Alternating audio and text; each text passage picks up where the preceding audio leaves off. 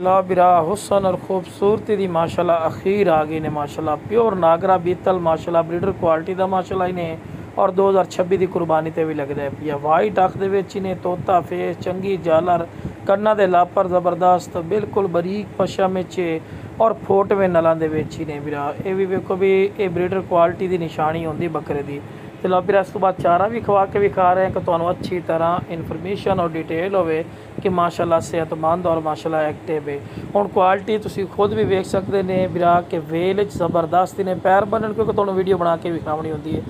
तो माशाल्लाह वेल ज़बरदस्त गर्दन की लंबाई चिपटे सिंह जिन्हों कुंडली वाले सिंह आते हैं वो सिंह पै कन्ना दे लापर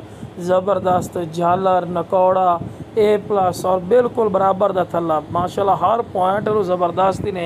कोई ऐसा पॉइंट नहीं जोड़ा घट हो मेरा बिरा ये अगर तुम बकरा मंडी विजिट कर ली सो ना तो 5 महीने की उम्र है वाजे गल करिए 5 महीने जेडा पटोरा होंदा ना ये उतना की है 5 महीने उम्र इस पई बाकी मेरा बिरा दा मंडी चले जाओ तो घटो घट लाख रुपया 90,000 तो थले तक गल ही नहीं सुटते क्योंकि नस्ल के पैसे होंगे।